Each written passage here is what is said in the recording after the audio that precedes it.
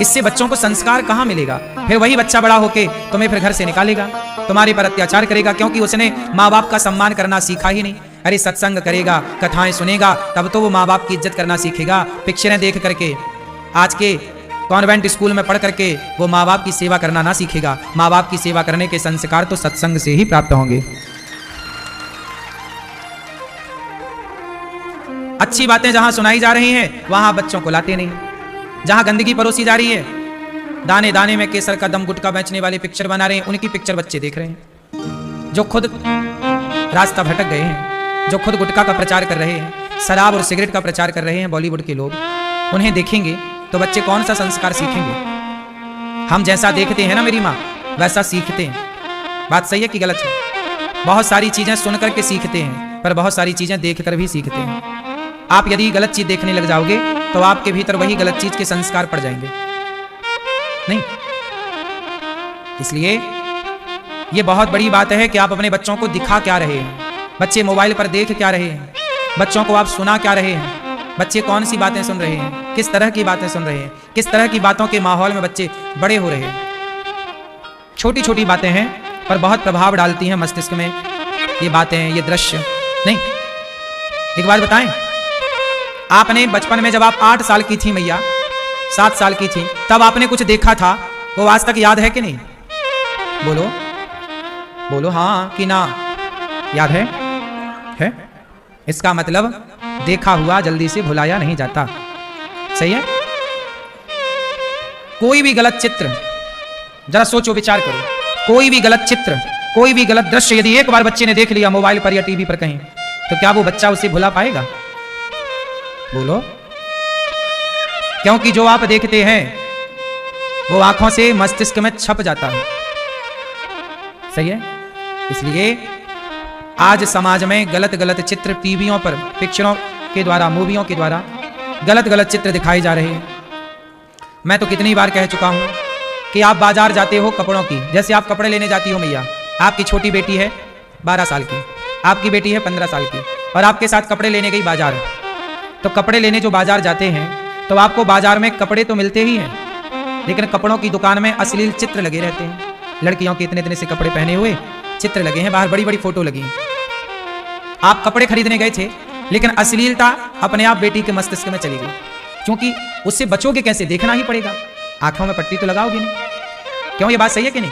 हर कपड़ों की दुकान में, हर मतलब अधिकांश कपड़ों की दुकान में छोटे छोटे कपड़े पहने लड़कियों के चित्र लगे रहते हैं।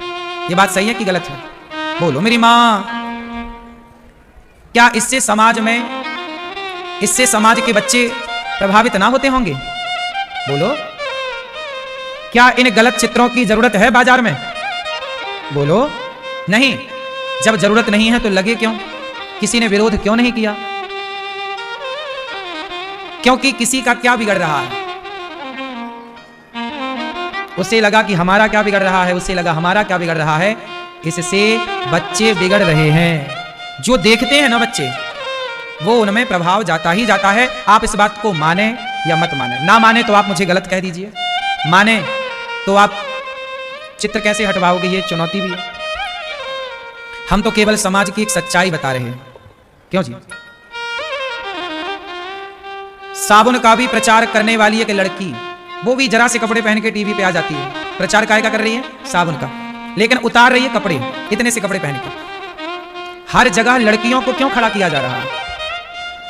आप फ्लाइट में चले जाइए, वहां भी लड़कियां जरा जरा से कपड़े पहने घूम रही हैं यहां से वहां। क्यों? आपको पता है हर जगह लड़कियों का ही प्रयोग आजकल क्यों हो रहा है? इसके 2 मुख्य कारण हैं। पहला कारण, स्त्रियों से काम यदि कराते हैं, जैसे फ्लाइट में लड़कियां ही होती हैं, नहीं होती, उसका कारण यह है कि पुरुष वर्ग ना लड़कियों से, स्त्रियों से ज्यादा लड़ाई झगड़ा नहीं करता, तो किच किच बच जाती है। क्योंकि लड़कियों से, स्त्रियों से कौन झगड़ा करे? पुरुष हो तो पुरुष से भिड़ जाते हैं, साढ़ साढ़ से भिड़ जाए। तो पहला तो ये कारण है कि लड़ाई झगड़ा नहीं होती, ठीक है, पहला। दूसरा ये है कि लड़कियों को वो रखते हैं और बड़ा, वहां जो लड़कियां होती हैं ना, बड़ा मेकअप पे रहती हैं, 1-1 इंच का मेकअप। ताकि बूढ़े बूढ़े लोग भी बैठे बैठे कम से कम, वहां टीवी भी तो चलती नहीं कि टीवी देख के टाइम पास करें, तो घूमती हुई सुंदरियों को देख के वो टाइम पास करते रहते हैं, तो उनका भी मनोरंजन हो जाए, इसलिए उनका चुनाव होता है। कुल मिलाकर कोई भी चीज बेचनी हो तो लड़कियों की फोटो चिपका दो, कम कपड़े वाली बिक जाएगी। फ्लाइटों की टिकट बिक रही है लड़कियों के चक्कर में, हाँ या ना? कुल मिलाकर मेरी मां, आजकल जिस स्त्री को हम कन्या को बुलाकर पूजा करते थे, जिन कन्याओं की हम पूजा करते थे, जिन कन्याओं को हम देवी कहते थे, आज उन्हीं कन्याओं को प्रदर्शनी में खड़ा कर दिया गया है। सही है? हर चीज को प्रदर्शित करने के लिए कौन है? निरमा बेचेगी तो लड़की, साबुन, और बेचेगी सब कपड़े उतार के। छक्का लगेगा क्रिकेट में तो वो नाचेगी, चौवा लगेगा वो नाचेगी, कम कपड़े पहन के। भाई ये बताओ, क्रिकेट में छक्का कोई मारा, तुम काहे नाच रही हो? उन्हें यह भी मतलब नहीं कि पाकिस्तान की तरफ से लगा कि इंडिया की तरफ से लगा, बस उन्हें तो बस प्रदर्शनी है ये। क्यों मैया? हम सनातनी लड़कियों को खड़ा करते थे आरती उतारने के लिए। हम सनातनी नारियों का कितना आदर करते हैं। हम नारियों को देवी कहते हैं। तुम्हारे पांव धोते हैं, तुम्हारे पांव में माहौर लगाते हैं, तुम्हें पूरी साग खवाकर दक्षिणा देकर दुर्गा का, काली का, सरस्वती का स्वरूप मानकर तुम्हारी पूजा करते हैं। हम सनातनी तुम्हारी कितनी इज्जत करते हैं, और तुम चंद पैसों के लिए कपड़े उतार कर नाच रही हो। ये तो नारियों को सोचना चाहिए ना। सनातन धर्म कितना श्रेष्ठ है, हमारे धर्म में नारियों का कितना सम्मान है। और आजकल लड़कियों से कहो कि बेटा तुम देवी हो, जरा मर्यादा में रहोगी तो बहुत अच्छा रहेगा। नहीं नहीं, माई लाइफ माई चॉइस। आप कौन होते हैं कहने वाले? आप कौन होते हैं बोलने वाले? अरे हम कोई तुम्हारे दुश्मन थोड़ी हैं। हम तो तुम्हारा भला ही कह रहे हैं कि दुनिया तो तुम्हें नंगा देखना चाहता है, दुनिया तो तुम्हें निर्वस्त्र ही देखना चाहती है मेरी माँ। वो तो तुम्हारा भाई, तुम्हारा बाप ही है जो तुम्हें कपड़ों में देखना चाहता है, वरना दुनिया तो तुम्हें निर्वस्त्र देखना चाहती है। क्यों जी, बात सही है कि गलत है? एक पिता और एक भाई, आपके दादाजी, आपके भाई, आपके चाचा, आपके ताऊ, आपके परिवारी, इनके सिवा आपको और कौन कपड़ों में देखना चाहता है? दुनिया तो चाहती ही है कि तुम कपड़े उतार दो। तुम्हारे शरीर को जूम कर करके वो देखना चाहते हैं, और तुम खुद जब अपने से दिखा रही हो तो देखने वालों का दोष क्या है? इसलिए अपनी बेटियों को, अपने परिवार को ना एक मर्यादा जरूर सिखाइएगा। हम लोग कन्या को कितना आदर करते हैं। हमारे यहां देवी कहते हैं, देवी क्या कहते हैं? और किसी मजहब पंथ में नारी को देवी कहा जाता हो तो बताओ। सुनो, हिंदू धर्म ही एक ऐसा है जहां स्त्री को भगवान का दर्जा मिला है। दुर्गा कौन है? दुर्गा मां भगवान की श्रेणी में आती है। बोलो हाँ, दुर्गा नारी है। सीता, राम के मंदिर में सीता ना हो ऐसा कोई मंदिर नहीं जहां सीता मां ना हो। अयोध्या जी में राम मंदिर बना तो वो तो राम के बाल रूप की छवि है, इसलिए वहां सीता मैया नहीं, क्योंकि बाल रूप 5 साल के राम, बिना विवाह वाले राम है वहां। बाकी अधिकांश सारे मंदिरों में राम सीता के बिना नहीं। हमारे यहां राधा, सीता, लक्ष्मी, दुर्गा, ये सब भगवान की श्रेणी में आती हैं। किसकी श्रेणी है? बोलो बोलो। हाँ, हम हिंदू लोग दुर्गा को भगवान की श्रेणी में रखते हैं, राधा और सीता मैया को भगवान की श्रेणी में रखते हैं। हिंदुओं के सिवा और नाम बताओ किसी का जहां नारी को भगवान की श्रेणी में रखा जाए, नाम बताओ चलो। मुसलमानों के यहां पैगंबर साहब है, अल्लाह है, कोई स्त्री है वहां भगवान की श्रेणी में? ईसाइयों के यहां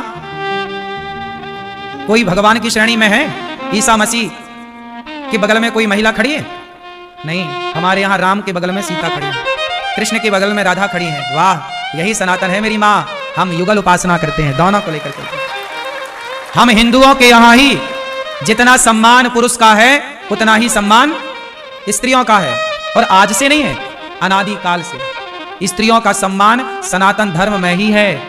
लेकिन सनातन धर्म के लोग ही ये बात कहते हैं कि अरे तुम्हारे यहां तो स्त्रियों का सम्मान नहीं। पागल हो गए हैं, इन मूर्खों को पढ़ना लिखना नहीं आता।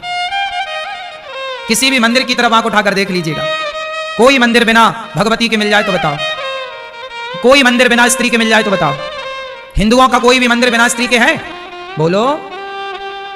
शंकर जी का मंदिर होगा तो पार्वती जरूर होंगी, राम का मंदिर होगा तो सीता जरूर होंगी, कृष्ण का मंदिर होगा तो नारायण का मंदिर होगा तो लक्ष्मी जरूर होंगी, और दुर्गा का मंदिर होगा तो दुर्गा ही होंगी। वहां पुरुष की जरूरत नहीं है। मतलब नारी स्वतंत्र है, नारी जहां है वहां नारी है। मतलब पुरुष से ज्यादा नारी का आदर है सनातन धर्म में। और कहीं हो तो बता देना मुझे। जो लड़कियां आजकल अब्दुल से ब्याह कर लेती हैं, हिंदुओं की लड़कियों को आजकल अब्दुल से प्यार हो जाता है, मुसलमानों से प्यार हो जाता है, वहां तुम काहे जा रही हो? तुम्हारा वहां सम्मान है? वहां तो तुम्हें एक बार तलाक कह के 4 पुरुषों से और परोसा जाएगा, 4 पुरुषों के आगे, तब तुम शुद्ध होगी उनकी भाषा में। हमारे यहां तो नहीं है ऐसा। आप किसी स्त्री से पूछना चाहते हैं कि जब एक मर्द उसे तलाक कह देता है और फिर यदि उसे स्वीकार करना चाहे तो उसे दूसरे पुरुष के पास रात गुजारनी पड़ती है, क्या उस स्त्री की मनसा पूछी गई कि तेरा मन है इसके साथ रहने का? क्या वो स्त्री का मन होता होगा? नहीं। लेकिन वहां स्त्री के मन की कोई वैल्यू नहीं है। स्त्री से कुछ नहीं पूछा जाता, तुम्हें तो बस भेज दिया जाता है, जाओ। स्त्रियों के मन की वैल्यू कहीं है तो केवल सनातन में है, जहां स्त्रियों का पक्ष रखने के लिए स्त्रियां आजाद हैं कि नहीं, मुझे कहां जाना है कहां नहीं। हमारे यहां स्वयंवर हुआ। क्या हुआ? स्वयंवर का मतलब है कि स्त्री इतनी स्वतंत्र है कि वो अपने लिए वर स्वयं चुने। पहले का पिता 50 राजाओं को बिठाता था। इस स्वयंवर का मतलब ये नहीं कि किसी के भी गले में माला पहना, नहीं। वहां पर पिता 50 राजाओं को इकट्ठा करता था, जिन राजाओं से हो सकता है विवाह, उन 50 में से चुनना था। स्वयंवर यही था। मतलब हमारे यहां स्त्री के मन का आदर है कि नहीं? इसलिए हम सनातनी सबसे श्रेष्ठ हैं। यही बातें हिंदुओं को पता लग जाए, सारे हिंदुओं को, तो हिंदू कभी धर्मांतरण नहीं करेगा। लेकिन ये बातें ना पता होने से हिंदू को लगता है कि सनातन धर्म है। सनातन धर्म का ना दुष्प्रचार कर दिया लोगों ने। सनातन धर्म का क्या कर दिया? दुष्प्रचार, गलत प्रचार। सनातन धर्म में क्या प्रचार कर दिया? अरे तुम्हारे यहां तो नारियों का सम्मान नहीं है, तुम्हारे यहां तो छुआछूत है, जबकि कहीं ना छुआछूत है ना नारियों पे कोई अपमान है नारियों का। लोग कहते हैं कि हिंदू धर्म में पहले सती प्रथा थी, जबरदस्ती चिता पे डाल के जला दिया जाता था। अच्छा बताओ, हम हिंदुओं के यहां सती प्रथा थी कि नहीं पहले? बोलो हाँ या ना, बोलो हाँ या ना, बोलो हाँ या ना। सती प्रथा में क्या होता था? जोर से। जौहर अलग है, सती प्रथा अलग है। जौहर प्रथा अलग थी, सती प्रथा अलग है। बताओ सती प्रथा में क्या होता था? पति मर जाता था तो स्त्री को तो जबरदस्ती डालते थे क्या? नहीं, सारी स्त्रियां अपने मन से थोड़ी जाती थी। स्त्रियों को पकड़कर चिता पर रख दिया जाता था और वो जल जाती थी। लेकिन आपको बताऊं कि ये जो प्रथा है, सती प्रथा जो थी, ये प्रथा कितनी सत्य है, मैं इसकी पूरी बात आपको बताऊं। अच्छा बताओ, क्या सती प्रथा हमारे देश में अनादिकाल से थी? हाँ या नाम उत्तर चाहिए, बोलो। क्या सती प्रथा का उल्लेख हमारे वेदों में, पुराणों में है? बोलो बोलो, पढ़ा है आप लोगों ने? क्या सती प्रथा का वर्णन हमारे वेदों पुराणों में है? बोलो नहीं। यदि सती प्रथा का वर्णन पुराणों में होता तो दशरथ जी के मृत्यु पर कौशल्या मां को सती क्यों नहीं किया गया? पांडु के मरने पर माता कुंती को सती क्यों नहीं किया गया? इसका मतलब हमारे वेदों पुराणों में सती प्रथा ऐसे थी कि कोई स्त्री अपने से जाना चाहे। जैसे पांडु मरे तो पांडु की 2 पत्नियां थीं, एक माद्री एक कुंती। तो माद्री तो सती हो गई, पर कुंती सती क्योंकि 5 बच्चे थे, उनका पालन करना था। दशरथ जी मरे तो कौशल्या मां, कैकेयी मां, सुमित्रा मां, क्या कोई भी सती हुई? नहीं। इसका मतलब आपका मन है तो सती हो जाइए, नहीं है तो हमारे यहां कोई भी जबरदस्ती वाला नहीं था कि जबरदस्ती आपको आग में डाल दिया जाएगा। पर कुछ लोगों ने मनमाना आचरण किया। कुछ राजा आए, जिसकी लाठी उसकी भैंस। तो कुछ लोगों ने जबरदस्ती सती प्रथा के नाम पर महिलाओं को चिता पे जलाया भी, मनमाना आचरण। उस प्रथा को राजा राम मोहन राय ने रोका था। वो जो जबरदस्ती थोपी गई थी। अब हुआ क्या, पहले के जमाने में ना युद्ध होते थे तो सेना मर जाती थी, तो सेना की जो सैनिकों की पत्नियां थी वो विधवा हो जाती थी। तो क्या होता था कि उनमें से कोई स्त्री ने किसी पुरुष को, विधवा थी, किसी ने किसी पुरुष के साथ व्यभिचार किया होगा। तो राजा को किसी ने कान भरे होंगे कि भाई ये महिला तो ये कर रही है। तो राजा ने अपने मन का आदेश दे दिया कि भाई आज से कोई पुरुष मरे तो पत्नी को भी जला दो, क्योंकि ये बाद में कहीं किसी और को ना बिगाड़े। तो ये उस राजा का स्वतंत्र आदेश था। हमारे पुराणों में, हमारे वेदों में इसका कहीं जिक्र नहीं था। अब कोई मनमाना करे उसके जिम्मेदार ना आप हैं ना हम हैं। ये मनमाना जो आचरण चला, फिर वो मनमाना आचरण परंपरा में तब्दील हो गया। गलत परंपरा ऐसी तो बनती है। जैसे आपके गांव में किसी एक ने बकरा काटा तो उसको देख के दूसरे ने भी काटा, अरे वो कर रहा है तो हम भी करें। फिर दो कर रहे तो तीसरे को लगा यार जब दो कर रहे हैं तो हम क्यों ना करें, तो तीसरा भी बकरा काटना शुरू कर दिया देवी के मंदिर में। फिर क्या हुआ, उनके बच्चे आए, उनके बच्चों ने देखा हमारे बाप दादे तो बकरा काटते थे, भाई ये परंपरा है, कहीं ना चढ़ाएंगे तो कहीं देवी गुस्सा ना हो जाए, तो भैया लो झूठी परंपरा बकरा बकरी को काटना देवियों के मंदिर में, ये गलत परंपराएं प्रथाएं चालू हो गई। इतना बड़ा देश, कहां का जहां ज्ञान पहुंचा वहां सब ठीक रहा, जहां ज्ञान नहीं पहुंचा वहां अज्ञान ने पांव पसार लिया। इतना बड़ा देश है ना, जहां ज्ञान नहीं पहुंच पाया वहां पर किसने पांव पसार लिया, अज्ञान ने। और अज्ञानवश मंदिरों में बकरे की बलि चढ़ने लग गई। आज भी हमारे देश में बहुत जगह बकरों की बलि चढ़ती है, अज्ञानवश है गलत, पर उस गलत को ही वो लोग सही बता रहे हैं। क्योंकि बाप दादे करते आए तो गलत कोई सही मान लिया, समझाए कौन। ऐसे ही सती प्रथा को भी, गलत प्रथा को भी कुछ लोगों ने सही माना, उसे राजा राम मोहन राय ने बंद कराया। बाद में बदनाम किया गया सनातन धर्म को कि देखो तुम्हारे यहां तो नारियों का कोई आदर नहीं, जला दिया जाता था। इससे क्या हुआ, सनातन धर्म को बदनामी पूरी दुनिया में उठानी पड़ी, पूरे देशों में बदनाम किया गया। क्योंकि सनातन धर्म सबसे श्रेष्ठ था, तो सबसे अच्छे व्यक्ति की बराबरी तो आप कर नहीं सकते, इसलिए अच्छे लोगों को बदनाम किया जाता है। क्योंकि अच्छे की बराबरी तो आप कर नहीं सकते, तो फिर क्या करो, उसे बदनाम कर दो ताकि लोगों की श्रद्धा उससे खत्म हो जाए। इसलिए पूरी दुनिया में सबसे अच्छा कोई है तो सनातन है, इसलिए सनातन को बदनाम करने के षड्यंत्र हजारों साल से आज तक चले आ रहे हैं, बदनाम करने। क्योंकि तुम्हारी औकात सनातन की बराबरी करने की तो है नहीं, बराबरी तुम कर नहीं सकते, तो बदनाम करने के लिए नाना प्रकार के पैंतरे लोग अपनाते हैं। जैसे एक पैंतरा छुआछूत का अपनाया गया। अंग्रेजों ने इस देश में क्या डाला, फूट डालो शासन करो, फूट डालो, हाँ, जातियों के नाम पे हमें लड़ाया, ब्राह्मण क्षत्रिय वैश्य, जबकि हमारे देश में हिंदुओं में कोई छुआछूत नहीं था। आप बताओ, यहां इतने लोग बैठे हैं, आपके बगल में पता नहीं ब्राह्मण बैठा है कि शूद्र बैठा है, आपको ही नहीं पता, और ना तो आपने पूछा। हमारे यहां कभी भी सनातन धर्म में छुआछूत नहीं थी। यदि छुआछूत होती तो बताओ, हमारे यहां सदा से हमारे यहां जब बच्चे पैदा होते थे तो गांव में जो ताई हुआ करती थी, जिसे आज की भाषा में दलित समाज कहते हैं। क्या समाज कहते हैं? दलित समाज की माता बहन बेटियां ही डिलीवरी कराया करती थी आज के 100 साल पहले। यह बात सही है कि गलत है? मतलब दलित समाज की बहन बेटियां ताई ही डॉक्टर थी उस जमाने की। बोलो हाँ, वही लोग तुम्हारे बच्चे का नरा काटती थी, वही तुम्हारे बच्चे को पहले स्नान कराती थी। कहते थे जब तक ताई बच्चे को नहलाती नहीं थी तब तक बच्चा शुद्ध नहीं होता था। अब मैं सवाल करूं आपसे कि जिस शूद्र बहन, मां और ताई के स्नान कराने से आपका बच्चा शुद्ध होता है, भला वो ताई अशुद्ध कैसे हो गई? जिसके नहलाने से तुम्हारा बेटा शुद्ध होता हो, वो ताई स्वयं अशुद्ध कैसे हो सकती है? इसलिए हमारे यहां कभी भी छुआछूत नहीं थी। छुआछूत होती तो नवजात बच्चे को आप ताई के हाथों में ना देते। बोलो हाँ कि ना?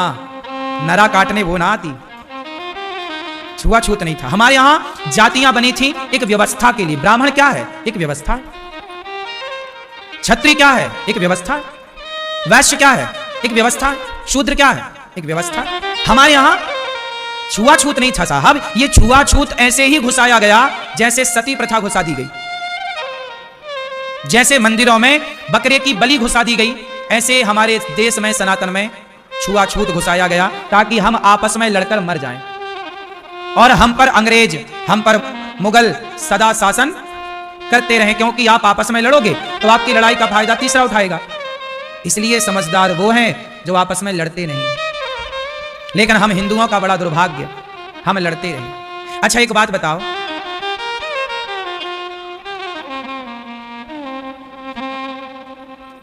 आज जो ब्यूटी पार्लर में हो रहा है, ये सारा काम किसका था? जोर से, किसका? किसका? बोलो। नाई। बोलो हाँ। अब नाई का काम पंडित जी करने लग गए। ब्यूटी पार्लर खोले बैठे, पंडितानी बाल बना रही है, तो ये तुम्हें शोभा दे रहा है? सब बाल बना रहे हैं आजकल। क्यों? हमारे यहां काम बटा था, काम बटा था कि नाई का काम नाई करेगा। आजकल ना सब लोग सबका काम कर रहे हैं। सही है। अब आप क्यों भैया बाल, तुम्हारी बेटी पढ़ के क्या आई है? बोले बाल काट रही है, नाउन हो गई है, ब्यूटी पार्लर चला रही है।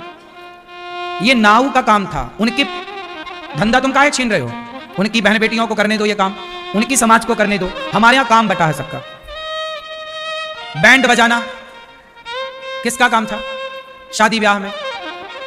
बोलो, शूद्र समाज का काम था, जिसे आज दलित कहते हैं कि भाई उसकी रोजी, शादी होगी ब्राह्मण के बेटी की पर बैंड बजेगा दलित भाई का, ताकि उसके बच्चे भी रोटी खाएं, उसका परिवार भी चले। ये व्यवस्था थी।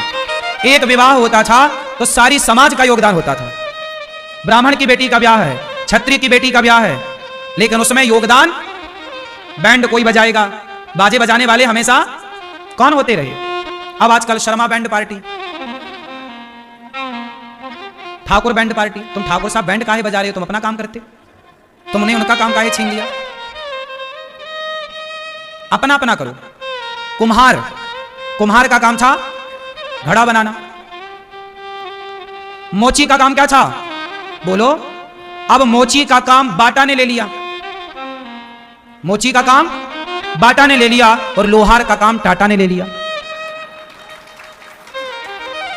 लोहार का काम कौन कर रहा है? टाटा। और मोची का काम कर रहा है बाटा। अब ये लोहार कहां जाए? लोहार का पुश्तैनी काम था लोहे का, कुम्हार का पुश्तैनी काम था घड़ी बनाने का, मोची का पुश्तैनी काम था जूता बनाने का, चप्पल बनाने का, चमड़े का काम मोची भाई का था। अब मोची बेचारा बैठा है फ्री, काम नहीं है, क्योंकि बाटा जूता बेचे डाल रहा है, एडिडास जूता बेचे डाल रहा है। तो धंधा क्या हुआ? बेरोजगारी क्यों आई? बेरोजगारी क्यों आई? क्योंकि लोगों ने अपने अपने कर्तव्यों का निर्वहन करना छोड़ दिया। तुम जो थे वही करते ना, उसी को बेहतर बनाते। अब मोची को जूता बेहतर बनाना था तो मोची जूता तो आज भी बना रहा है, लेकिन बहुत सारे मोची नहीं बना रहे हैं। अब तो बड़े बड़े शोरूम में, अब कहां, अब जूता कौन बेच रहा है? ठाकुर साहब जूता बेच रहे हैं, वैश्य भाई साहब जूता बेच रहे हैं।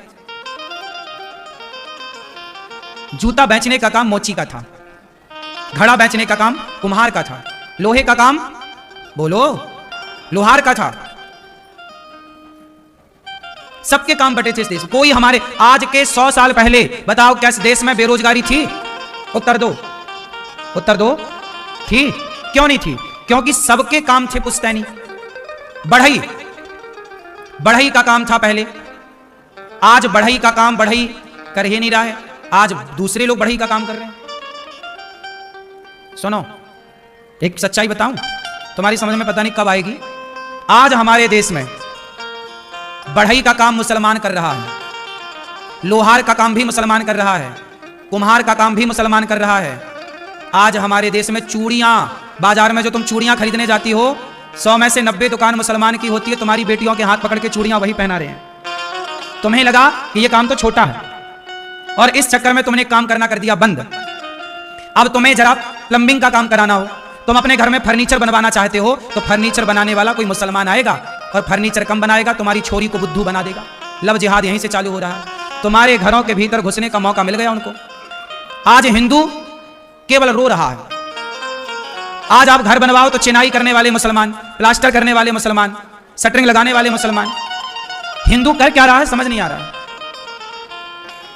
पीओपी करने वाला मुसलमान, लाइट की फिटिंग करने वाला मुसलमान। आप घर बनाना एक, उस एक घर में कोई ना कोई मुसलमान जरूर आएगा काम करने। मैं पूछना चाहता हूं कि तुम हिंदू लोग कर क्या रहे हो? रोती रहोगे सारी जिंदगी कि बेरोजगारी है। क्या काम क्यों नहीं किया? क्या ये पीओपी करना काम नहीं था? क्या ये काम नहीं है? लेकिन नहीं, आपको लगा कि यार छोटा काम है, तुम्हारे चक्कर में काम कर लिया उन्होंने और वो अच्छा मोटा पैसा कमा रहे हैं। अब है ही नहीं, अब पीओपी कराना है, अब पीओपी कराना है तो भैया कराना तो है, कोई से भी कराओ, इसमें भी पैसा है। लेकिन नहीं, आप दिमाग लगा नहीं पाए। हिंदुओं का सारा काम, नाई बाल काटता था, अब नाई की दुकानें कम है, मुसलमान नाई बन के बैठे हैं। बोलो हां कि ना? लकड़ी का काम मुसलमान कर रहे हैं। सारे लकड़ी भारत में, पूरे भारत का रेशो निकालो, 90% लकड़ी का काम मुसलमान कर रहे हैं, फर्नीचर का। मैं पूछना चाहता हूं कि भारत के वो लोग कहां गए जो पैदाइशी तुम लकड़ी का काम करते थे? क्या बोलते हैं लकड़ी का काम करने वाले को? बढ़ई। कहां गए बढ़ई सारे? तुम क्यों नहीं कर रहे हो लकड़ी का काम? क्यों कोई तुम्हारी रोजगारी छीन रहा है? तुम क्यों नहीं अपने बच्चों को अपने काम पे आगे बढ़ा? तुम अपने बच्चे को क्या बनाना चाहते हो? नौकरी, नौकरी कर बेटा नौकरी। अरे नौकरी में कमाएगा 20,000, नौकरी में कमाएगा 50,000, और लकड़ी का काम सीखेगा तो लाखों कमाएगा हफ्ते का। सही है कि गलत है? पर कौन बुद्धि सुधार है? सबको नौकर बनना है। मुसलमान नौकरी कम कर रहा है, मुसलमान तो काम टैलेंट सीख रहा है। मुसलमानों से ही आज सारे पत्थर के काम मुसलमान कर रहे हैं, टाइल के काम मुसलमान कर रहे हैं, सारे काम उनको आते हैं। वो बचपन से काम सीखते हैं तो उसके मास्टर हो जाते हैं। हिंदू नौकरी के भरोसे, करो नौकरी। समझ में आ रही है कि नहीं कुछ? अच्छा ये बताओ, प्लम्बिंग करना ये भी एक काम है कि नहीं? बोलो, क्या इसमें पैसा नहीं है? फिर नौकरी क्यों करना भाई साहब? हुनर लाओ ना हाथों में, हुनर। अब देखो ये लकड़ी का मंदिर है, देखो पीछे पीछे है ये काम करने वाला, ये भी तो एक हुनर है। मैंने एक बढ़ई से काम कराया, ये जो प्रोफेशनल परंपरागत बढ़ई है। ऊपर मंदिर बने ना 3 भगवान जिस पर बैठे हैं, ये लकड़ी का मंदिर है। ये देखो ये काम, ये हुनर है, लकड़ी में डिजाइन निकालना। ये मशीन की नहीं है, हाथ की है। ये बढ़ई करता है, मैंने बढ़ई से काम कराया। लेकिन अब तुम्हें तो अक्ल में पानी फिर गया है। बच्चों को सबको नौकर बनाना, बनाओ नौकर, सब नौकर नौकर हो। अपने काम का सब भूल गए तुम। किसी को कुछ नहीं आ रहा आजकल। सही है कि गलत है? मार्केट में इतनी डिमांड है काम करने वालों की, योग्य लोगों की, जिनमें हुनर है। हुनर लोग नहीं मिल रहे हैं आजकल, हुनर वाले लोग कम मिल रहे हैं। बाकी भेड़िया धसान खूब हैं, भेड़ों की चाल वाले।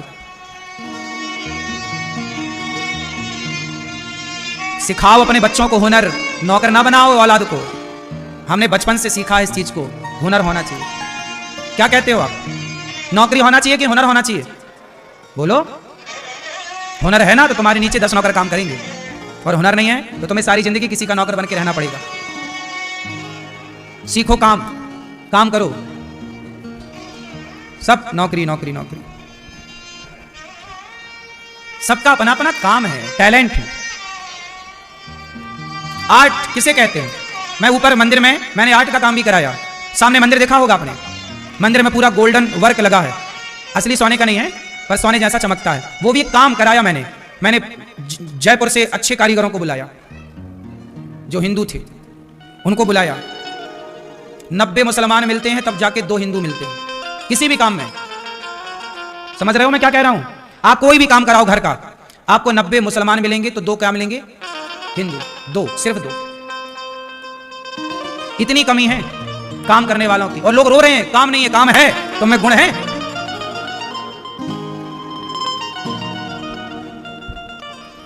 भगवान ने गाय की सेवा की, आज गोपियों को बुलाया, बांसुरी बजाकर गोपियां आई, काम छोड़कर आई। काम और राम, पहला है काम, लेकिन काम से ऊपर है राम। काम से ऊपर कौन? राम। राम भगवान सबसे ऊपर है। इसलिए कभी यह मत कहना कि जी काम में बिजी है। काम जब तलक रहेगी जिंदगी, फुर्सत ना होगी काम से। कुछ समय ऐसा निकालो कि प्रेम कर लो राम से। समय होता नहीं है, भगवान के लिए समय निकालना पड़ता है। इसलिए मेरी मां गोपियां सब छोड़कर आई, बांसुरी बजाए, कृष्ण आई। भगवान ने कहा देवियों क्यों आई हो? जाओ, आपने बुलाया, हमने बुलाया, अब हम कह रहे हैं जाओ। नहीं, भगवान ने कहा पति की सेवा करो। पति कैसा हो? अंधा, लंगड़ा, बहरा, काना, खोरा। पति कौन होता? भगवान श्री कृष्ण ने कहा आओ स्वागतम वो महाभागा, भागा प्रियम किम करवाणी वह, प्रजस्यानामयम कश्चित कच्चिद ब्रूतागमन कारण। हे गोपियों आओ, ये बताओ स्वागतम वो महाभागा, आपका स्वागत है। मैं क्या तुम्हारे लिए करूं कि तुम्हें प्रिय लगे? प्रियम किम करवाणी वह, मैं क्या करूं कि तुम्हें प्रिय लगे? आप बताओ। गोपियां बोली प्रभु आप बुलाए हैं, बस हमें स्वीकार कर लीजिए। भगवान बोले स्वीकार तो हो, पर जाओ, तुम्हारे छोटे बच्चे हैं, पति है, परिवार है, उनके साथ रह जाओ। परिवार कैसा भी हो। अच्छा, परिवार को छोड़ देना सही है कि गलत है? मैया मैया, ओ मेरी माँ पीली मैया, ओ पीली मैया, जा रही हो मेरी माँ? जा रही हो? हाँ कि ना? जा रही हो? जा रही हो तो टाटा कर लो। ओ पीली मैया, जा रही हो? टाटा। ऐसे शर्मा रही हो जैसे हम तुम्हारे जेठ हों। हाँ।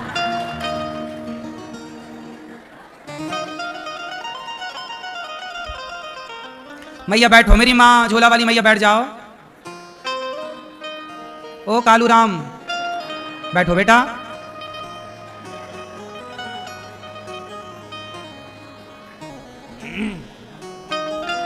पति कैसा हो, परिवार क्या। अच्छा ये बता, परिवार को छोड़ना चाहिए कि नहीं? छोड़ना चाहिए? नहीं। भगवान कृष्ण कहते हैं पति कैसा भी हो, अंधा, लंगड़ा, बहरा, काना, खोरा, पत्नी कैसी भी हो, ठिनगी, लंबी, मोटी, काली, गोरी, पत्नी कैसी भी हो, पति कैसा भी हो, छोड़ना नहीं चाहिए। जहां जाओ पति पत्नी साथ में जाओ। तीर्थ यात्रा पे जाओ तो साथ में जाओ, कोशिश करो कि आप दोनों साथ रहें। तीर्थ यात्रा पे जाओ, बेटा बेटी को सब सौंप कर, तो दोनों जाओ पति पत्नी, दोनों कथा सुनो, दोनों कीर्तन करो, दोनों एक दूसरे का जिंदगी भर साथ दो, साथ में रहो। पर रहने के तरीके हैं। एक उम्र के बाद आप भोगी बनकर नहीं, अब मन को सब भोग विलास से हटाओ और अब योगी बनकर, भक्त बनकर भगवान का रहो। अब अपने शक्ति को, अपनी एनर्जी को भगवान के चरणों में समर्पित करो। ठीक है मेरी मां, भगवान के चरणों में लगो।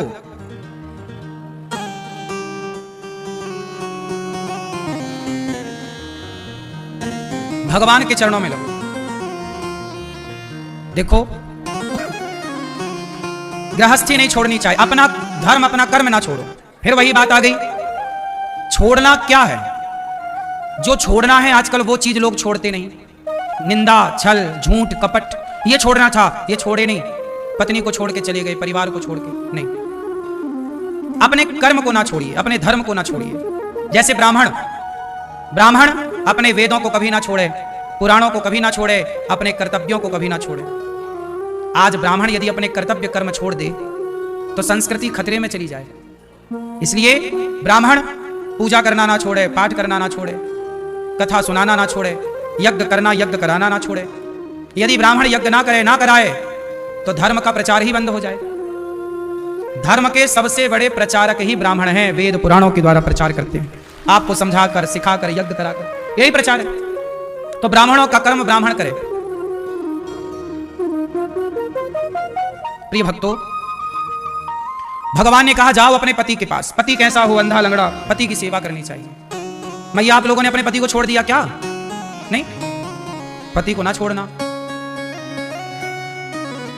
आप अपने पति का सम्मान करती हो कि नहीं मैया? क्यों? आपकी पत्नी है, आप अपनी पत्नी का सम्मान करते हैं? अच्छा, आप अपनी पत्नी का सम्मान ज्यादा करते हैं कि आपकी पत्नी आपका सम्मान ज्यादा करती है? हैं? ये ज्यादा करती है, आप नहीं करते? वो आपसे ज्यादा प्यार करती हैं क्या आप उनसे? हैं? या करती हो? और आप किससे करते हो?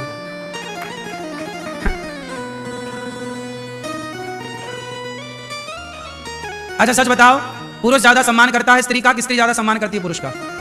हैं?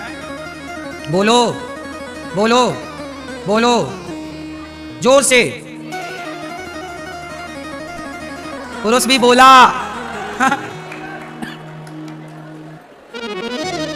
अच्छा सुनो, अच्छा सुनो, अभी आप खुद बताना कि कौन किसका सम्मान ज्यादा करता है। अच्छा ये बताओ, पुरुषों के कपड़े महंगे होते हैं कि स्त्रियों के? पुरुषों के पास ज्यादा सोना होता है कि स्त्रियों के पास? पुरुष भले फटे कपड़े पहने पर वो अपनी पत्नी को रानी बना के रखता है। सोने भले काली हो, सोने से लाद देता है। बोलो हाँ। वो चमकीली साड़ी, चट्ट चमकीली सितारा लगा के पहनाता है। इसका मतलब यह हुआ कि पुरुष भले अपने कपड़े ना खरीदे, पुरुष भले फटे कपड़े का प्रयोग करे, अपने लिए भले फटी चप्पल और जूते चलाता रहे, पर उसकी पत्नी, जब तुम किसी की शादी में जाती हो, तुम्हारा पति घोचू लगता है पर तुम रानी लगती हो। बोलो हाँ, सही है कि गलत है? अब बताओ कि कौन किसका सम्मान ज्यादा कर रहा है? इसका मतलब है तुम अपने पुरुष को राजा बाबू नहीं बनाती हो, पर पुरुष आपको रानी बना के रखता है।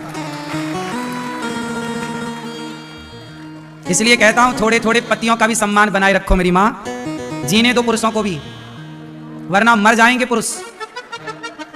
हाँ क्या है?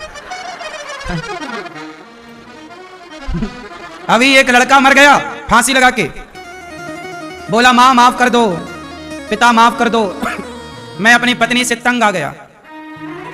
अपने माँ बाप से माफी मांगी और एक जवान लड़के ने, जो अभी शादी के 5-10 साल ही हुए होंगे, पत्नी से तंग आकर के मर गया। ज्यादा परेशान ना करो मेरी माँ पुरुषों को, वरना मर जाएंगे पुरुष।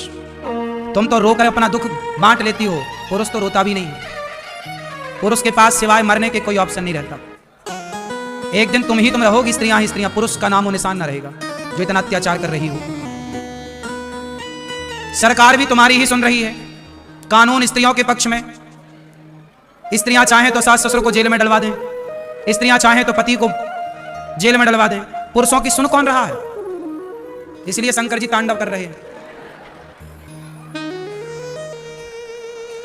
इसलिए पुरुषों को भी जीने दो। पति सच बताएं, एक परिवार में जितना योगदान एक पुरुष का होता है, स्त्री का भी अपना योगदान है। अभी आपने सुना होगा कुछ दिन पहले एक लड़के ने आत्महत्या कर ली, वो अपनी पत्नी से तंग आकर। कोई लड़का था बेंगलोर का, कुछ नाम था। फिर अभी एक और नया केस आया कि लड़के ने फांसी लगा ली माँ बाप से माफी मांगकर। आज देखो ना, शादी के बाद पत्नियां ससुराल में नहीं है, मायके में है। ज्यादा पति कुछ कहे तो दहेज का केस लगा देती है। झूठ ही, उनको खुद को पता है कि हम गलत हैं, पर फिर भी पता है कि सुनवाई तो स्त्रियों की होनी है। कितने आपके समाज में, आपके परिवार में, आपके अड़ोस पड़ोस में ऐसे कितने पुरुष होंगे जिन्हें आप जानती हो माँ कि पुरुष प्रताड़ित है स्त्रियों से? आप जानती होंगी बहुत जगह, और कुछ जगह ऐसा भी है कि स्त्रियां प्रताड़ित हैं पुरुषों से। अच्छा, स्त्रियां प्रताड़ित हैं पुरुषों से और पुरुष प्रताड़ित हैं स्त्रियों से, किसकी संख्या ज्यादा है? स्त्रियों को पुरुषों से प्रताड़ना मिली, इनकी संख्या ज्यादा है, या पुरुषों को स्त्रियों से प्रताड़ना मिली, इसकी संख्या ज्यादा है? बोलो, पुरुष प्रताड़ित ज्यादा है कि स्त्रियां प्रताड़ित ज्यादा है? बोलो बोलो मेरी मां, कौन ज्यादा प्रताड़ित है? स्त्रियां भी प्रताड़ित हैं। दहेज ना मिलने पर मिट्टी का तेल डाल के लोग आग लगा देते हैं बेटियों में। लड़कियों को भी तो जिंदा जलाया जाता है, ससुराल में मार दिया जाता है, मार के फांसी का फंदा डाल दिया जाता, बोल दिया जाता इसने आत्महत्या कर ली। ये नारियों पर भी हो रहा है। अब पता नहीं क्या दर है। पहले तो आए दिन घटनाएं मिलती थी कि फलाने की बहू को जिंदा जला दिया दहेज के चक्कर में। मैं तो आप दोनों से हाथ जोड़ूं, चाहे स्त्री हो चाहे पुरुष, दोनों एक दूसरे का इतना सम्मान करो, आदर करो, इतने प्रेम से रहो कि विवाह जब हो ही गया है तो रिश्ते को निभा लो। अब आपके रिश्तों को तोड़ना ना पड़े और आपको परेशान ना होना पड़े। एक दूसरे की जिंदगी बड़ी अनमोल है। सब कुछ खरीदा जा सकता है, जिंदगी चली गई तो वापस नहीं लाई जा सकती। इसलिए कोई ऐसा काम ना करो कि आपकी पत्नी को आत्महत्या करना पड़े, कोई ऐसा काम ना करो कि आपके पति को आत्महत्या करना पड़े। एक दूसरे का साथ दो और एक दूसरे का साथ निभाओ। साथ निभाना साथिया। क्यों भैया? किसकी दर ज्यादा है इस पर हम ना डिस्कस करें, ये डिस्कस करें कि हम दोनों ठीक कैसे होंगे। क्यों मेरी माँ? कैसे निभाए? क्योंकि लड़की और लड़का कुछ नहीं होता। हर लड़की लड़के के पीछे उसके माँ बाप होते हैं। मतलब यदि घर बिगड़ा स्त्री के कारण तो केवल स्त्री ही प्रभावित नहीं होती, पुरुष भी प्रभावित। और यदि पुरुष के कारण बिगड़ा तो पुरुष नहीं, उसमें एक माँ है, स्त्री है, वो भी परेशान। कुल मिला के सब परेशान होते हैं। इसलिए इतने बढ़िया संस्कार दिए जाएं बच्चों को कि विवाह के बाद वो रिश्ते निभाएं। आजकल विवाह तो आप लोग करा देते हो बच्चों का, लेकिन विवाह कराने के पहले ये नहीं पढ़ाते कि रिश्ते कैसे चलाए जाते हैं, कैसे चलाना चाहिए। क्यों मेरी माँ? रिश्ते कैसे चलाने चाहिए? सारे लड़कों का ब्याह हो गया, लड़कियों का ब्याह हो गया, आता क्या है? रिश्तों के मामले में अंगूठा छाप है, कुछ नहीं पढ़े। तुम्हारी कॉलेज की पढ़ाई रिश्तों में काम ना आएगी? आएगी? क्यों भैया? शादी के पहले जो पढ़ी हो, शादी के बाद काम आई वो पढ़ाई रिश्तों को चलाने में। रिश्तों को चलाने की पढ़ाई अलग है, वो किसी कॉलेज यूनिवर्सिटी में नहीं पढ़ाई जाती। अच्छा बताओ, रिश्ते चलाने के लिए सबसे बेहतर उपाय क्या है? क्या करें कि रिश्ते बिंदास स्मूथली चले, आराम से चले? क्या करें रिश्तों में कि बढ़िया चले? भैया बताओ, क्या होना चाहिए रिश्तों को चलाने के लिए? पेशेंस, ठीक है। आप क्या अपील भैया बताओ, क्या होना चाहिए रिश्तों में? हैं? त्याग। किसका त्याग करें? ठीक है, बात तो सही है। ये भी बात अच्छी कह रही है बहन कि रिश्तों को चलाने के लिए ना त्याग करना पड़ता है। क्या त्याग है? जैसे सास ने कोई बात कह दी तो वो बात को हम सुन के इग्नोर कर दें, उस बात को ही त्याग दें। पर पति ने कुछ कह दिया, बात अच्छी नहीं लगी, उसको त्याग दें। पति को नहीं, बात को।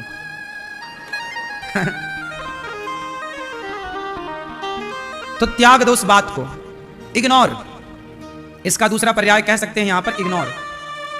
जो बातें अच्छी ना लगे उन्हें इग्नोर कर दीजिए, त्याग दीजिए, छोड़ दीजिए। ठीक है?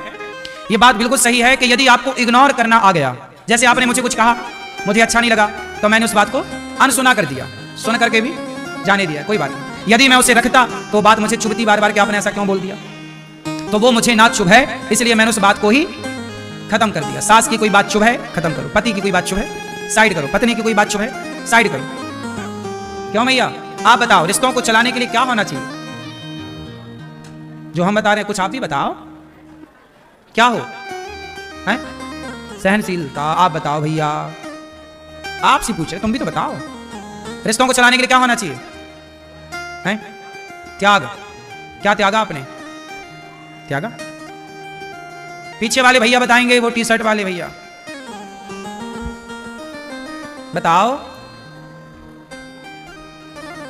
सबसे बड़ी बात है कि आप बातों को इग्नोर करें जो पसंद ना हो, और दूसरा सहनशील हो, पेशेंस हो आपके अंदर। क्या हो आप? सहनशीलता। बातों को सह जाएं। क्या करें? जैसे पत्थर की मूर्ति हजारों छेनी और हथौड़ों की चोट को सहती है। आंख में छेनी चलती है मूर्ति की, गालों में छेनी चलती है, होंठों पे छेनी, तब ना वो बाहर का आवरण हटाया जाता है। हर चोट खाकर भी मूर्ति मुस्कुराती है, तभी मूर्ति को भगवान कहा जाता है। ऐसे ही हर बात सुनकर भी, गलत बात सुनकर भी आप मुस्कुराएं। कुछ लोग होते हैं रोने लग जाते हैं। रोने वाला व्यक्ति कमजोर है, इसलिए जल्दी रोया ना करो। हर विषम परिस्थिति पर भी मुस्कुराया करो। स्माइल रखने से क्या? मुझे रोने वाले लोग बिल्कुल पसंद नहीं है। वो लोग पसंद हैं जो भगवान के लिए रोते हैं। जो भगवान के लिए रोते हैं, मैं तो उनके चरणों की रज उठाकर माथे पे रखूं। लेकिन जो बेवजह फिजूल में रोते हैं, ऐसे लोग मुझे तनिक पसंद नहीं है। रोते हो, दिन भर रोते हैं, बात बात पर रोते हैं। ये नहीं हुआ हमारा, बड़ा दर्द है, बड़ी, थोड़ा सहो ना, बुढ़ापा आएगा तो दर्द सहना पड़ेगा। पैसे नहीं है, काम करो, मेहनत करो। रोने से क्या होगा? रोने से थोड़ी कामयाब हो जाओगे। मेहनत करो ना, काम करो, दिल लगाओ, मन लगाओ। काम धाम करते नहीं तो रोने से क्या होगा? कायर व्यक्ति रोता है, समझदार तो काम करता है। रोने से क्या होगा? मैं रोऊं बैठे तो चलेगा गौरी गोपाल, रोता रहूं? फिर रोने से कुछ ना हो मेरी मां, काम करना पड़ता है, मेहनत करनी पड़ती है, करो काम। और रोना है, रोना चाहिए भगवान की याद में, भगवान के लिए। कन्हैया को एक रोज रो कर पुकारा, कृपा पात्र किस दिन बनूंगा तुम्हारा। भगवान के लिए रोइए, भगवान की याद में रोइए। साधु संत भगवान का स्मरण करते रोते हैं, आंखों से झरझर आंसू निकलते हैं। कोई कामना नहीं है, निष्काम है, भगवान के लिए रो रहे हैं। यही सच्ची भक्ति है। मीराबाई रोती है, इतना रोती तकिया गीला हो जाए, बिस्तर गीला हो जाए, रात रात रोती गुजर जाए। किसके लिए? भगवान की याद में रो रही। किसी का बेटा भगवान के घर चला गया, वो मां रो रही है, आंखों के आंसू सूख नहीं रहे हैं। किसी का पति भगवान के घर चला गया, वो महिला रो रही है, आंखों के आंसू नहीं सूख रहे हैं। जब तुम बेटे के लिए, पति के लिए, छोटी छोटी बातों के लिए इतना रोती हो, तो भगवान के लिए इतना रोती तो तुम्हारा तो कल्याण हो जाता ना मेरी मां। लोग वस्तु के लिए रोते हैं, लोग भगवान के लिए नहीं रोते। रोना चाहिए, सबके आगे नहीं रोना चाहिए, सबके सामने नहीं रोना चाहिए, एक भगवान के आगे, एक भगवान के लिए। मैं भगवान से भी कुछ नहीं चाहता, नहीं चाहता। देना है दो, नहीं देना मत दो। कछु लेना ना देना, मगन रहना। भगवान की भक्ति हम इसलिए थोड़ी करते हैं कि भगवान हमें ये दें, वस्तु ना दें। हमने डिमांड कब की? चाहा कब? हम तो कहते हैं शरीर जो आपने दिया है ये भी आप वापस ले लो, अब तो हो गया काम। शरीर भी हमें मिले, अब हमें तो ये भी कामना नहीं है कि हम जिए। हमें तो रोज भगवान से कहते हैं बुला लो, बहुत हो गया। कामना ही नहीं है, ना जीवन की कामना, ना वस्तु की कामना। अब तो क्या करेंगे कामनाओं का, बताओ। भगवान की भक्ति हम इसलिए थोड़ी करते हैं कि हमारी और उम्र बढ़े। क्या बढ़ेगी? जितनी जी लिए बिंदास जिए। चलो बुलाओ, शरीर दिया आपने, अब ले लो वापस, बहुत है, सब कर तो लिए, अब क्या बचा है? और फिर इच्छाओं का तो कोई अंत नहीं है, फिर जीते रहो। फिर तो 100 साल भी कम है, 100 साल और मिल जाए तो वो भी कम है, और मिल जाए वो भी कम है, फिर क्या है? इसलिए भगवान से भी कोई कामना नहीं। भगवान की भक्ति इसलिए थोड़ी करते हैं कि हमें ये वस्तु मिल जाए, नहीं। इसलिए कहता हूं आप भी एक टाइम बाद बिल्कुल निष्काम हो जाओ। एक टाइम तक कामनाएं की आपने, एक समय तक इच्छाएं अच्छी भी लगती है, बात समझो। एक समय में इच्छाएं अच्छी भी लगती है। अब ये छोटे छोटे बच्चे हैं, इनके अंदर इच्छाएं हैं, इनकी इच्छाएं अच्छी हैं। जियो बेटा अपनी जिंदगी। तुम्हारी शादी हुई अभी साल हुआ, 2 साल हुआ, इच्छाएं हैं, जियो, बिंदास रहो। अभी अपनी इच्छाओं को ना मारो, अभी जी लो, खूब पूरी करो अपनी इच्छाएं, खूब पैसा कमाओ, खूब मेहनत करो, रगड़ के इच्छाएं पूरी करो। लेकिन एक फिर इन इच्छाओं के गुलाम ना हो जाना। कब तक करोगे? इसलिए धीरे धीरे फिर अपनी इच्छाओं से मन को मोड़ना सीखो। वो तो गया, अब हम भी जगह खाली करें, कोई और आए? कब तक खंदाए रहें जगह? संसार में आए हैं, आने का हमारा काम हो गया। बताओ, अब बताओ अनिरुद्धाचार्य का कौन सा काम बाकी है? सब तो हो गए, क्या बाकी है बताओ? सब काम हो गए, फ्री हैं अब। चलो, इसलिए भगवान के लिए रोइए, अब वस्तुओं के लिए रोने का टाइम खत्म हो गया। मैया तुम्हारे बाल अभी काले हैं तो अभी तुम रो थोड़ा, ठीक है, पैसे के लिए तुम रो रही हो, परिवार के लिए रो रही हो, ठीक है, इच्छाएं तो सबकी होती हैं, लेकिन अब बाल तुम्हारे पक रहे हैं, समय ढल रहा है, तो अब कब तक मैया तुम इच्छाओं के लिए रोओगी? अब पहुंचो आंसू इच्छाओं वाले और बहाओ भगवान की याद में आंसू, अब भगवान के लिए। अब तो बाल भी तुम्हारे बदल गए, काले से सफेद हो गए, नहीं, अब तो अपनी इच्छाएं बदलो, अब तो अपनी कामनाओं को खत्म करो। अब केवल एक इच्छा रह जाए, कौन सी?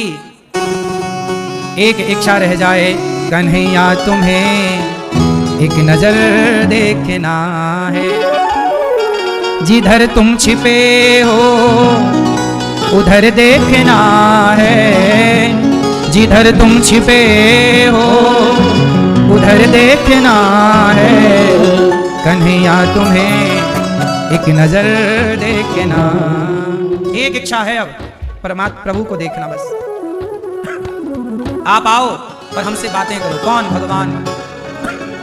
एक कमरे में आप हो और हम हो, हम आपको देखें, आप हमें देखें, आपको ही देखना है, आप किसे देखें? सबको तो देख लिया।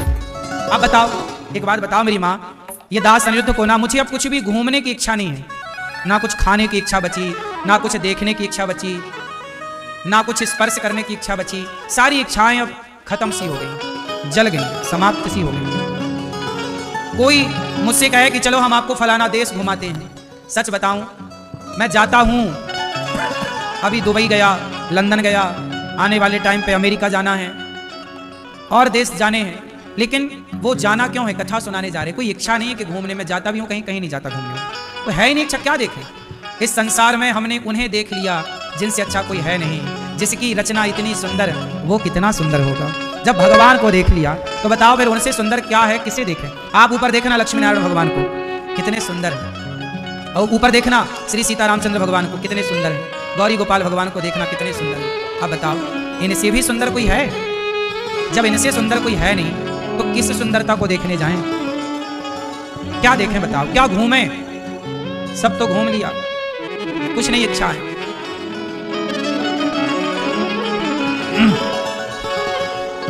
अब कोई इच्छा नहीं है, कोई कामना नहीं, निष्काम। भगवान से यही प्रार्थना, प्रभु अब कोई इच्छा पैदा भी ना हो, ऐसी कृपा बनाई रखना, कोई इच्छा ही ना आए। यदि हमने कोई भक्ति की है तो हे प्रभु उसका फल यही देना कि हमारे भीतर अब से कोई इच्छा जन्म ही ना ले, इच्छाओं का आगमन ही ना हो, क्योंकि हमें सबसे ज्यादा परेशान इन इच्छाओं ने ही किया। और आप लोगों को सबसे ज्यादा परेशान कौन करता है? बोलो बोलो। यदि इच्छाएं ना हो आपके अंदर तो आप कौन होंगे बताओ?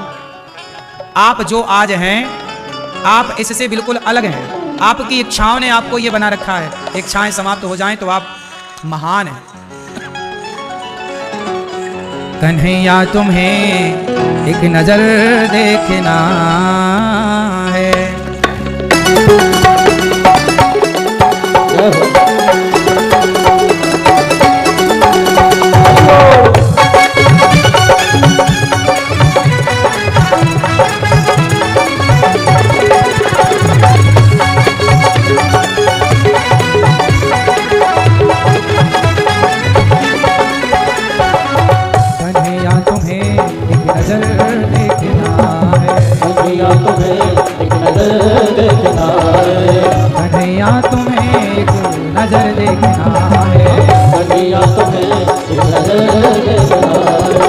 जिधर तुम छिपे हो उधर देखना है, जिधर तुम छिपे हो उधर देखना है, जिधर तुम छिपे हो उधर देखना है, जिधर तुम छिपे हो उधर देखना है। कन्हैया तुम्हें एक नजर देखना, कन्हैया तुम्हें एक नजर देखना, एक नजर देखना, एक नजर देखना, एक नजर देखना, एक नजर देखना, एक नजर देखना, एक नजर देखना, एक नजर देखना, एक नजर देखना। कन्हैया तुम्हें एक नजर देखना।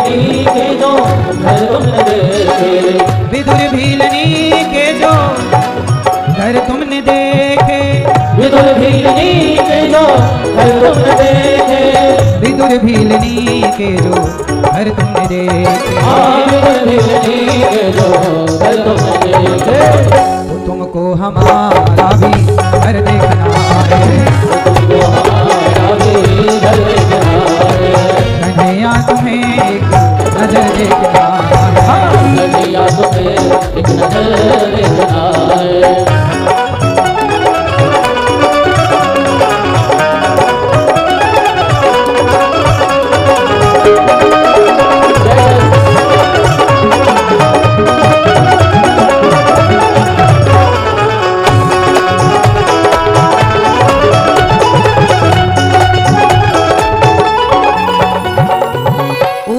था जिसे कर से ईद और गज को, उबारा था जिसे कर से ईद और गज को, उबारा था जिसे कर से ईद और गज को, उबारा था जिसे कर से ईद और गज को, उबारा था जिसे कर से ईद और गज को, उबारा था जिसे कर से ईद और गज को, हमें उन हाथों का हुनर देखना है, हमें उन हाथों का हुनर देखना है, कन्हैया तुम्हें एक नजर देखना है, कन्हैया तुम्हें एक नजर देखना है।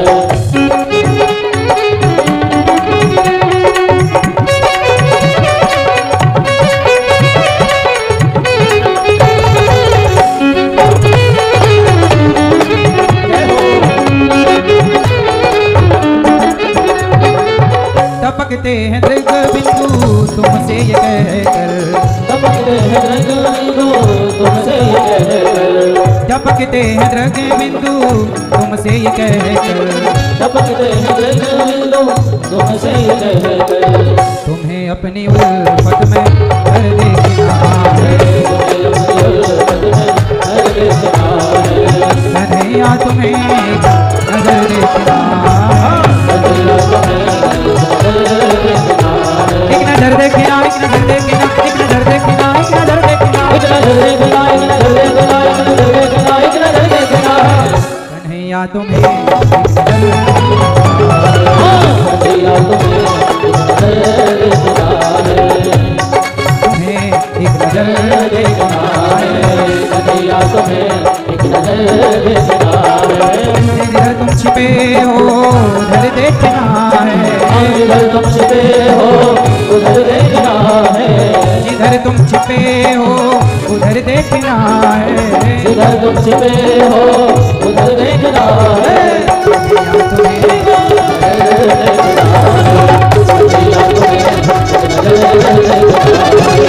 कन्हैया तुम्हें एक नजर देखना है, कन्हैया तुम्हें एक नजर देखना है, कन्हैया तुम्हें एक नजर देखना है। विदुर भीलनी के जो घर तुमने देखे, विदुर भीलनी के जो घर तुमने देखे, तो तुमको हमारा भी घर देखना है, तो तुमको हमारा भी घर देखना है।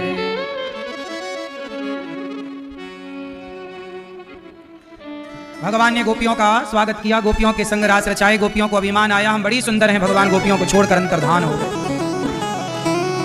गोपियों ने भगवान को पाने के लिए एक गीत गाया। अच्छा, गोपियों को भगवान मिले फिर चले गए, क्योंकि गोपियों को प्राप्ति का अभिमान हो गया कि हमने पा लिया। भगवान को पा लेने के बाद भी भगवान चले जाते हैं, यदि पा लेने का भी अभिमान आ गया तो। इसलिए किसी भी हाल में भगवान के भक्त को अभिमान नहीं करना चाहिए।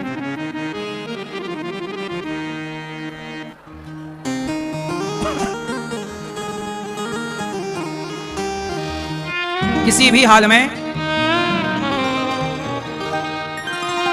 किसी भी हाल में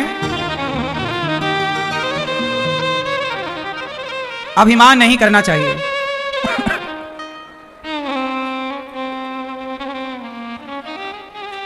कोशिश करना चाहिए कि आप अभिमान से बचें। गोपियों को अभिमान आया, भगवान चले गए, गोपियां रो पड़ी। देखिए, रोया करो पर भगवान की याद में, ऐसे ही फिजूल में ना रोया करो। जिंदगी मिली है, हंसते मुस्कुराते रहो। तो रिश्तों में क्या चाहिए?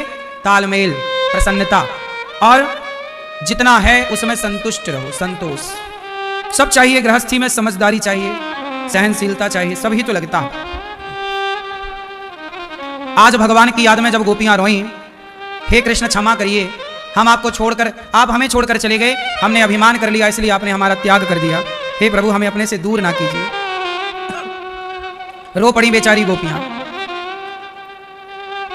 सारी गोपियां जब भगवान को याद कर करके रोईं, राधा रानी ने कहा प्रभु हम थक गई हैं। भगवान ने कहा आओ कंधे पर बैठो। कंधे पर बैठने चली तो भगवान ने उन्हें भी छोड़ दिया। राधा रानी जब गोपियों को मूर्छित अवस्था में मिली तो राधा रानी, हा नाथ रमण प्रेष्ठ, हे रमण, हे राधा रमण, हे श्याम सुंदर, कहाँ चले गए? क्वासी क्वासी महाभुज, हे प्रभु कहाँ चले गए? गोपियां रोईं, कहाँ गए प्रभु, कहाँ चले गए? हमें छोड़कर कहाँ चले गए? जैसे मछली तड़पती है ना पानी से निकल जाने के बाद, ऐसे जैसे मछली पानी के लिए तड़पती है, ऐसे गोपियां भगवान के लिए तड़प गई। भगवान के मिलने में देर नहीं है, हमारे छटपटाने में देर है, तड़पने में देर है। आज भगवान को कोई चाह ही नहीं रहा है। बताओ, आज किसे भगवान की जरूरत है? सबका काम बिना भगवान के चल तो रहा है। इसलिए भगवान कह रहे हैं कि जब तुम्हारा काम हमारे बिना चल रहा है तो हमारी क्या जरूरत है? इसलिए आज भगवान का मिलना थोड़ा कठिन सा हो गया क्योंकि आज के व्यक्ति को भगवान मिल भी जाएं तो वो भगवान से यही कहेगा कि हे प्रभु ये दे दो हमें। आज कामनाएं बड़ी ज्यादा हैं, इच्छाएं बड़ी हैं, सांस नहीं लेने दे रही। भगवान आ जाएं तो लोग सारी कामनाएं भगवान को दे दें, ये प्रभु ये वाली ये पूरी हो जाए। जबकि गोपियां कैसी हैं? निष्काम। गोपियां भगवान से कुछ नहीं चाह रही हैं, भगवान को चाह रही हैं। और हम लोग भगवान से नहीं चाह रहे हैं, भगवान को नहीं चाह रहे हैं, भगवान से चाह रहे हैं। इच्छाएं कैसे समाप्त करोगे? कैसे गोपियों की तरह निष्काम बनोगे? आजकल लोग गुरु की बातों को नहीं सुनते, गुरु की बातों का अनुसरण नहीं करते। बस गुरु जी दिखे तो तुरंत मोबाइल निकालते हैं और गुरु जी की तरफ पीठ दिखा के खड़े हो जाएंगे, एक सेल्फी लेके आगे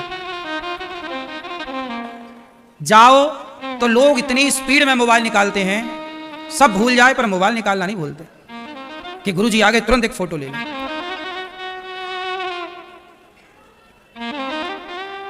गुरु का ज्ञान, गुरु से ज्ञान, गुरु के बताए रास्ते पर चलना अब किसी को नहीं है, गुरु के बताए मार्ग पर अब किसी को नहीं चलना। बस गुरु जी की फोटो होनी चाहिए, सबको दिखाएंगे ना कि देखो हम गए थे, फोटो खिंचा के आए। सारी जिंदगी सारी दुनिया दिखाए मैं ही तो जी रही है, दिखावा ही तो है, सबको दिखाना है। अपने मोबाइल पे फोटो सबको रखना है, अपने हृदय में भगवान की फोटो किसी को नहीं रखना। बड़ी विडंबना। अब सुधार दिख भी नहीं रहा, ना दिखेगा। इसलिए शबरी माता चल पड़ी गुरु के वचनों पर तो शबरी को राम मिल गए। ध्रुव जी चल पड़े गुरु के वचनों पर तो ध्रुव जी को भगवान मिल गए। आज के युग में, आज के समय पर लोग गुरु वचनों पर ही तो नहीं चल पा रहे। गुरु ने आज्ञा की कि भाई झूठ ना बोलो, भाई ज्यादा से ज्यादा भगवान का नाम जपो, व्यर्थ की निंदा चुगली से बचो। तो निंदा चुगली से मन नहीं हट रहा है। गुरु कह क्या रहे हैं, गुरु जी क्या कह रहे हैं, किसी को मतलब नहीं है। और बदलाव सब चाहते हैं।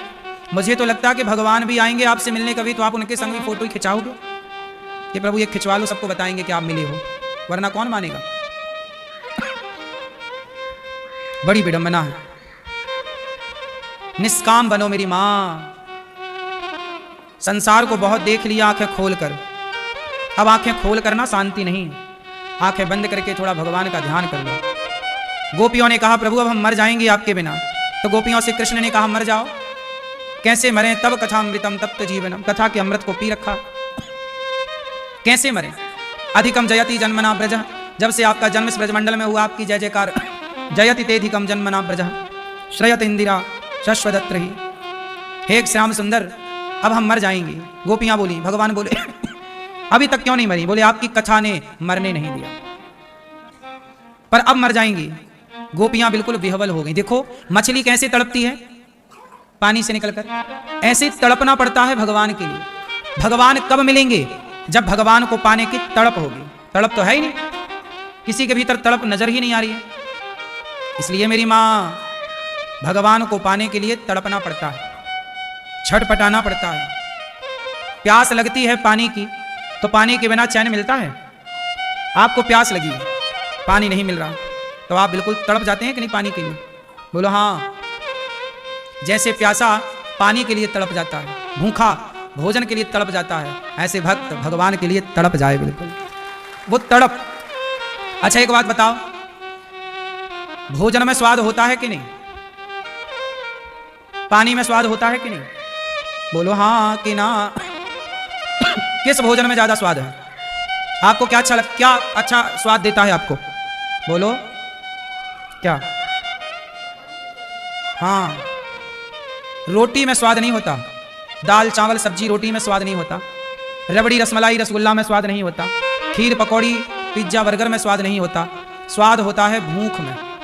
यदि भूख है तो बासी रोटी भी नमक के साथ अच्छी लगती है, और भूख नहीं है तो 56 भोग भी अच्छा। क्यों, बात सही है कि गलत है? तो भोजन में स्वाद नहीं है, भूख है तो स्वाद समझ में आता।